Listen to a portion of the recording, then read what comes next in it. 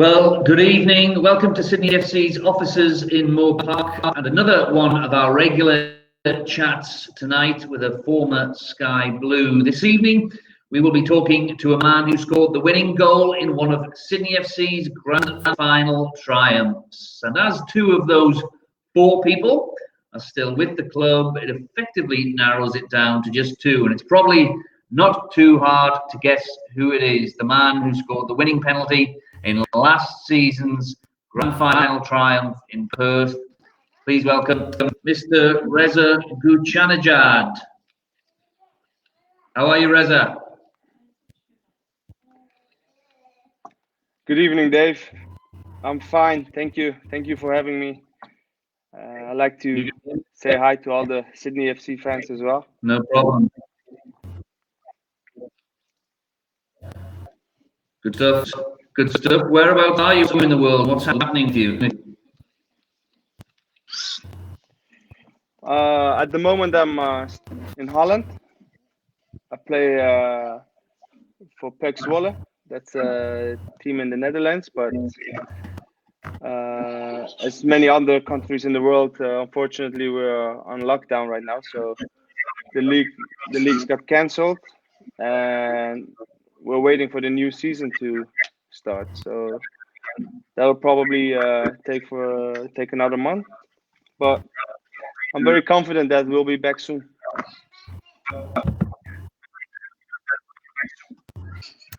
Let's hope so. We're also very hopeful of being back very soon here in the Hyundai A-League, which you know all about. Of course, do you remember the anniversary of last week? I know you do because it was on your Instagram account. I think you got around 700 comments on that grand final goal that you posted.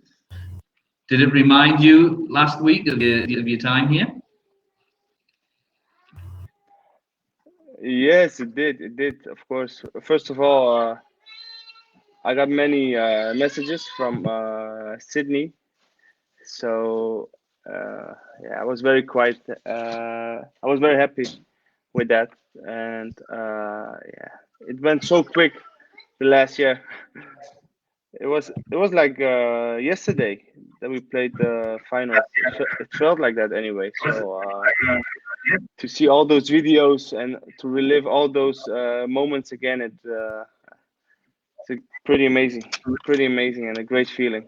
So I'm very happy to be part of that team that won the finals, and yeah, that'll go down in the history. So I'm very happy and proud. Yeah, did you think when we came to Sydney FC, well, just over a year ago, maybe 18 months ago, that you'd actually go down in Sydney FC history like that? There's one of the players who wins a grand final for Sydney FC with the last kick. To be honest, I never experienced it that way, because at the end of the day, it's a team sport. So everybody put a great effort that whole season. I was shorter with the team, so I was maybe for a couple of months there, but I never felt like my penalty won the league or something, or the finals. It was just efforts from everyone, and I was just lucky to be in that position to get the winner, you know. So for me, that was a great experience and great moment to help the team to score the penalty and win the finals for us, because at the end of the day, that's what it all was about. So I was very proud that I was part of the team, and I'll cherish that moment forever, of course.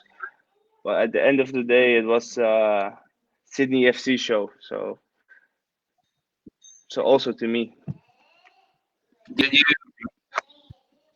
And I suppose, did you ever play in a grand final like that in any part of your other career in front of, I think it was well over 53,000 people at the Optus Stadium?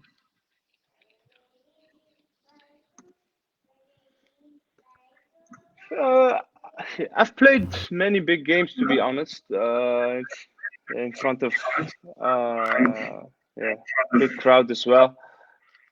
but I've never played a grand final like that. Not that style, to be honest. So it was quite new to me.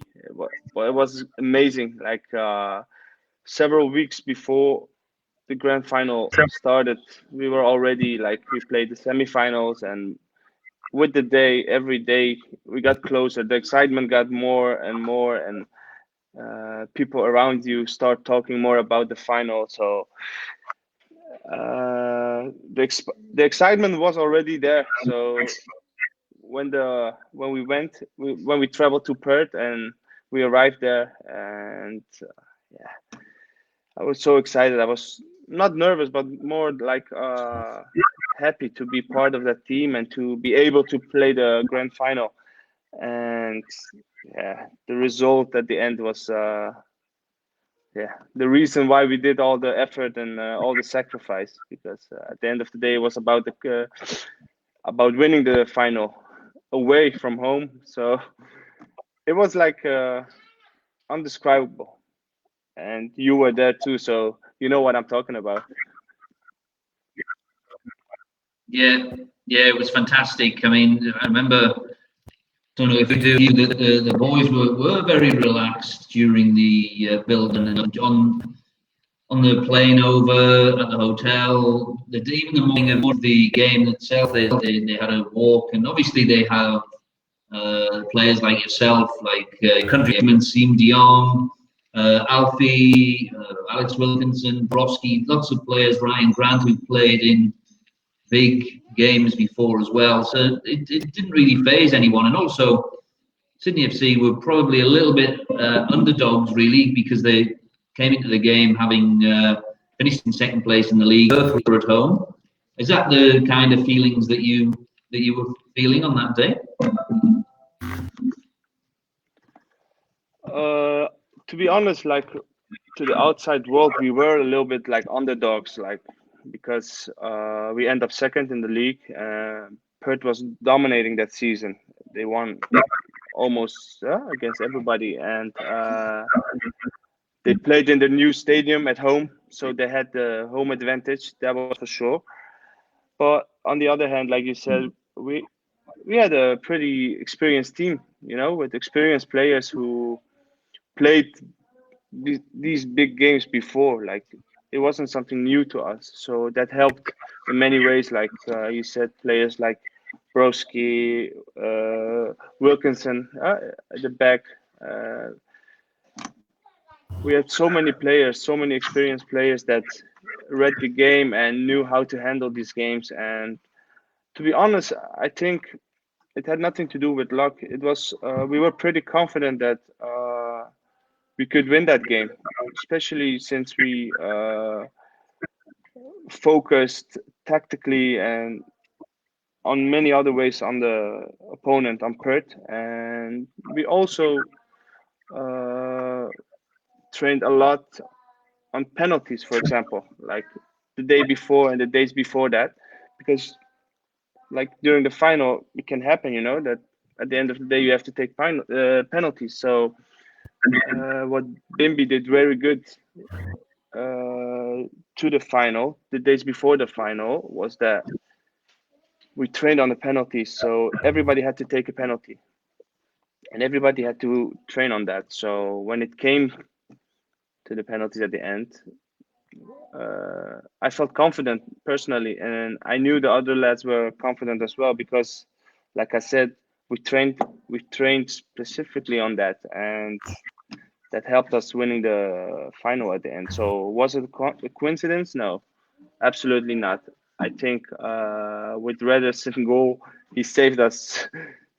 Maybe with his great saves, like he won half of the battle there for us, and it was our job and our duty to finish it off. So, like I said, it was all we were all prepared, we were all confident, and we were all focused on winning that,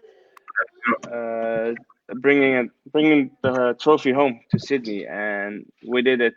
And like I said, it'll go down in history as one of the great moments of the club. Say, well, there was one other moment in that grand final which was significant, which you were a part of. The second half of extra time, when you came on field for Alex Brosque, who was retiring at the end of the season. Did you feel a big kind of a little bit emotional, even yourself, even having known Brosque, but knowing for a few months, but knowing what he means to the club?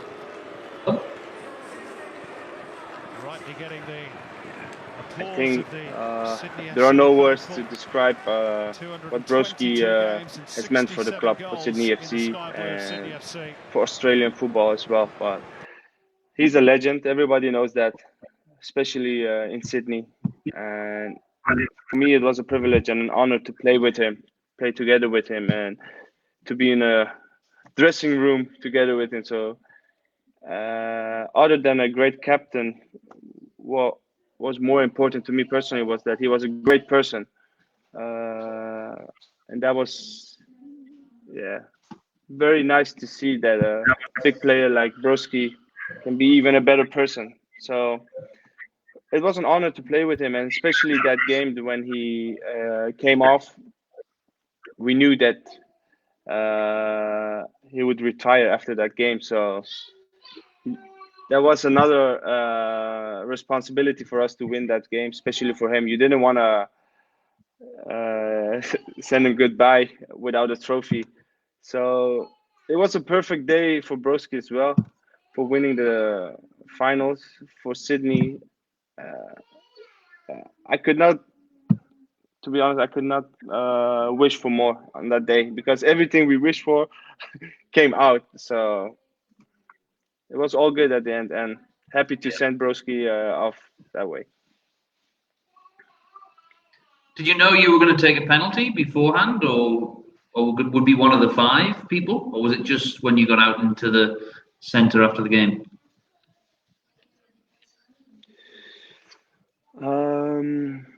I remember, like, in the extra time, there wasn't much happening, to be honest. So I felt that we were going to the penalties because, like I said, Perth was tired. We were tired.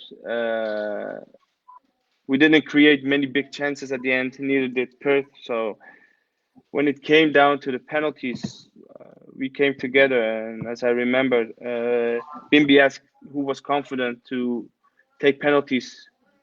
Like I said, we trained on penalties before that day, the day before and days before to the final, and everybody looked pretty good and pretty confident taking the penalty. So we had very good takers. Alfie, of course, was our steady taker. He always took the penalties, and he did it very well. So we knew he would be on the list. And other than Alfie, Bimby asked who else was confident, and he asked me as well. So I told him I'm ready for it. I'm gonna help the team and I'm gonna score. So don't worry. So I was the 4th on the list, if I'm not wrong, if I'm correct. So I knew, like, when Reza stopped the first 2 penalties, I knew that we were gonna have a pretty good chance to win win the finals. So when it came up to me, all I had to do was get the ball, don't think too much, and just bang it in, and that's what happened. You weren't nervous or anything like that? I think you said you were pretty confident, but I presume Reda's penalty saves took the pressure off you a little bit?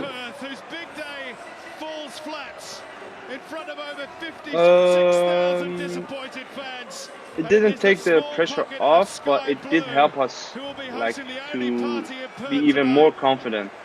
And I remember as I went to get the ball and to be ready to take the penalty, I remember I was just thinking not even about the penalty to score the penalty. I was just thinking about all the people that traveled to Perth. I'm not only talking about the fans, I'm talking about our own staff, about our own cook, about everybody, volunteers, and I knew at that moment that I couldn't disappoint them because we traveled for many hours to Perth, and all together, like I said, not only the fans but everyone, from the medical staff, the technical staff, the cooks, the volunteers, everybody who has a heart for Sydney FC. So that was my responsibility to make sure that everybody went happy home, and that was the only thing I was thinking of. So in terms of pressure, no, I didn't feel pressure. I only felt the responsibility for those people to get the job done, actually. Yeah. And then what was it feel like when you actually did get the job done and everybody jumped on top of you? At that moment, I didn't know how to celebrate. Like, should I go to the fans? Should I go to Redders? Should I go to Bimby and the staff? So before I could even think what to do, everybody jumped on me. Everybody jumped on Redders. So we all came together. So I don't remember much about that moment, but all I knew was, okay, we finished the job, we did what we had to do, and yeah, like it was great. It was great to see everybody like so happy and so excited, and that showed actually the whole spirit, of the team.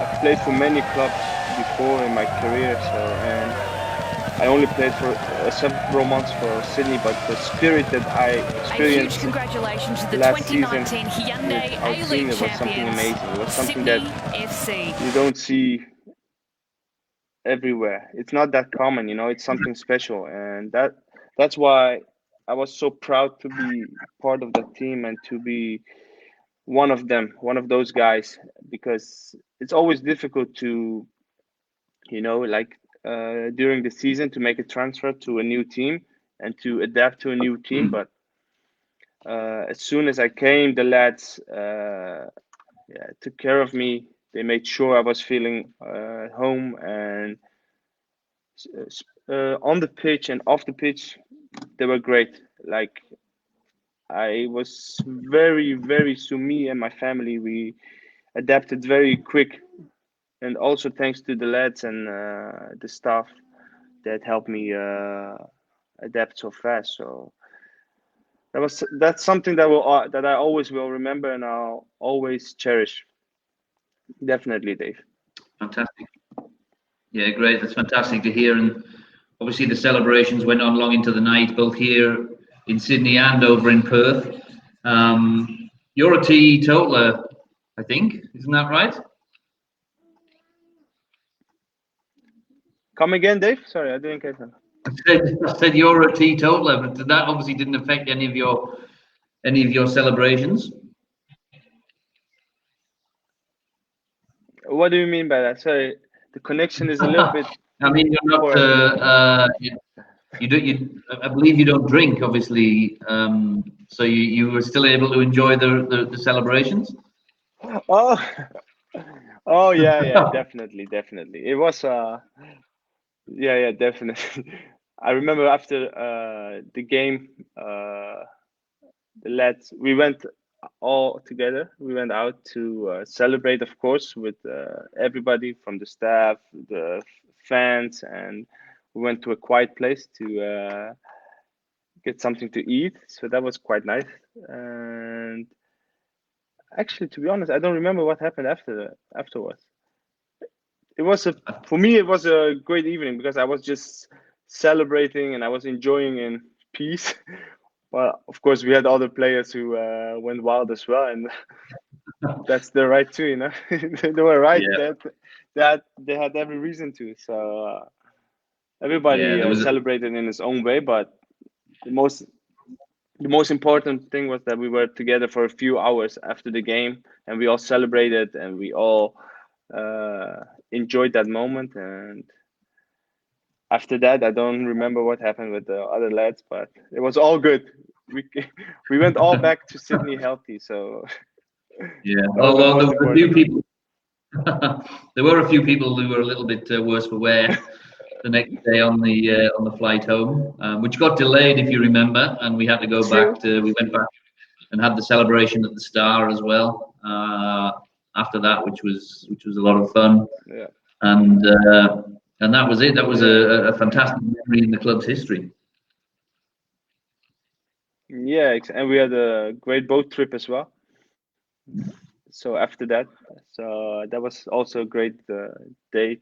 So it was all good. We had a delay, as you said. Yeah, I forgot about that. I totally forgot about that. But it was good maybe for other players because they missed a couple of hours of sleep that night. So it was good to catch up on the airport. Yeah, definitely. What about the boys? I know you still keep in touch with a couple from time to time? Text message on Instagram? Yeah, definitely. Like social media is making everything easy these days. So I'm still in touch with many of them actually. I spoke to Ninkovic a month ago by text. I actually, before when this coronavirus started, I spoke to Bimby. I texted him to see if everything was okay. I spoke to Ufi, who is went to New Zealand, of course. So I spoke to him. I'm still in touch with Paulo Retre, with Zuls, with many other players actually. So I speak not. We don't speak on a daily basis, but once in a while we text and we Instagram and we Facebook. So it's still nice to be in touch with the lads. We had a great team. We had great lads. We had great personalities. Just good people, and it's always nice to stay in touch with each other. So that's what we do. Yeah, it's good, very good. But then you have obviously left from your spell here, which went back to Holland, which is where you are now for Zwolle, and you had a pretty successful first game for your new club. Yeah, that's correct. After I departed Australia, I came back. I signed a 2 year deal with Zwolle in Holland, and it's a great team. It's a good team in Holland, very solid team with a good fan base. So it was a great adventure for me, a new adventure. So I started here. My first game, of course, I was new to the team, so I had to adapt fast as well here. I remember the first game, I started on the bench, so as a substitute, I came on after I think 55 minutes or something, and we were losing 2-1, and that game, 28 minutes later, I scored 4 goals. It was like crazy. Like my first touch was my first goal, and after that I scored 3 other goals. So eventually we won that game. We turned the game from a 2-1 behind to winning the game 6-2. And like in 28 minutes I scored 4 goals, and that was like a new record in the history of Dutch football, because nobody had accomplished that, to score 4 goals as a substitute. So it was something indescribable for me. I was like, okay, what just happened? And it was a great moment too. Fantastic. Yeah, well done. Well done. I also want to have a quick chat to you about obviously doing something that not many other players have done before as well, and that's playing in the World Cup in Brazil in 2014. What was that like as an experience? Oh, that gave my career enormous boost, to be honest. Like,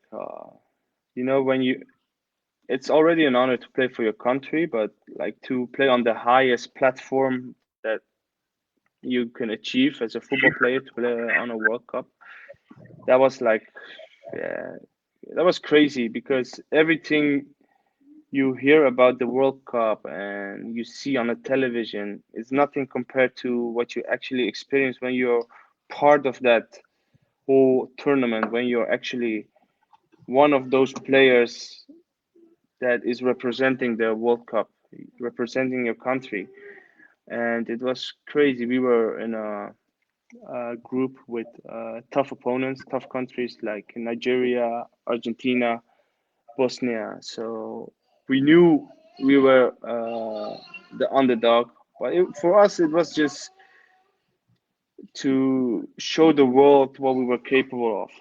Because we had, of course, we had pressure as well. Not the same pressure as Argentina or Brazil, but we had our own pressure.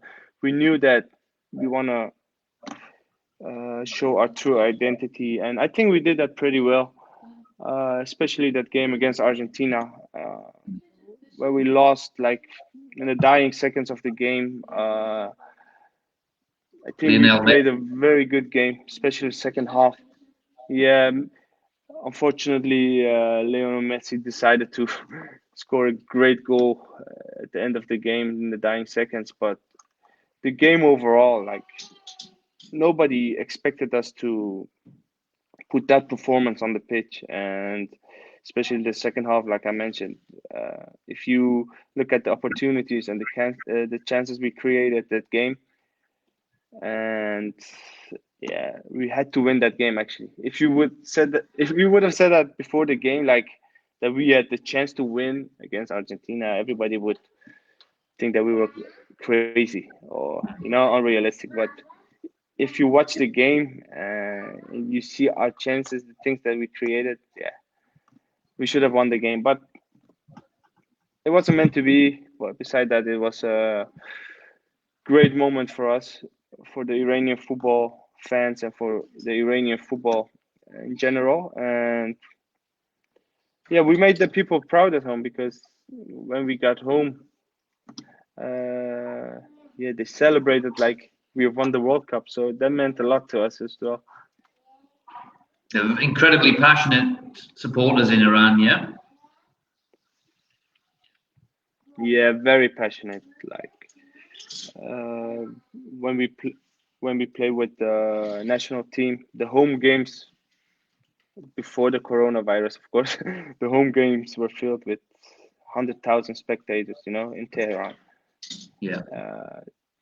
Even the league games, the important league games, you have like an average of 70, 80,000 people, spectators coming to the stadium. So football is very popular. People in Iran, especially, they love football. It's not just a sport. It's just a way of life. It's just their lifestyle, and they would give up everything for their favorite team or for their national team. So imagine how they feel when their country is representing the World Cup. You must get mobbed when you go back there, do you? I must get what? Mobbed, crowded, people recognize you everywhere and surround you. Yeah, it's true. Yeah, that's true, but that happens with many players from the national team. But to be honest, it's cool. It's nice to get that attention as well, to be in the spotlight, to be honest. But on the other hand, for me personally, the most important thing is the love and the passion for the game. That's the number one reason why I play football, because it's the passion and the love for the game and everything that comes with it. Of course, it's great. It's very nice to experience and to see that you are being recognized in your country and you are being loved for what you do. But like I said, the love for the game is the main thing for me, the thing that counts, and all the other things are just nice to have around the game, but it's all about the game for me. Yeah, fantastic to hear, Reza. Well, you're very well loved over here and recognised for one of the great moments in our history, last year. That was only a year ago, obviously, but still it will linger for a very long time in our club's history. So thank you very much for that and providing us with it. And we'd love to see you back over here at some other point in the very near future, whenever you get time in your busy schedule. Thank you, Dave. First of all, thanks for having me on the show. I'd like to thank you and the fans, the Sydney fans, of course, for having me on the show today. And we've had some great experiences in Australia, especially with Sydney FC. Those moments I'll cherish for the rest of my life, of course. And we're very proud and we're very happy that we had the chance to be there. And I hope to see you guys soon in the future, in the near future. And most important, I hope for you, your family, the Sydney fans, and everybody in Sydney to stay safe and stay healthy during these difficult times. And I hope that the situation will get solved very soon and we get back to football and that the A-League will restart very soon, because that's the most important thing. Yeah, best of luck as well over there with the restart or next season in the Dutch league, because we'll be following it and seeing how well you're doing. And again, stay safe yourself and to your family and everyone in your vicinity over there. Thank you very much for joining us, Reza. It's been great, and thanks again for last year. Thank you, Dave. Thank you. Have a great one.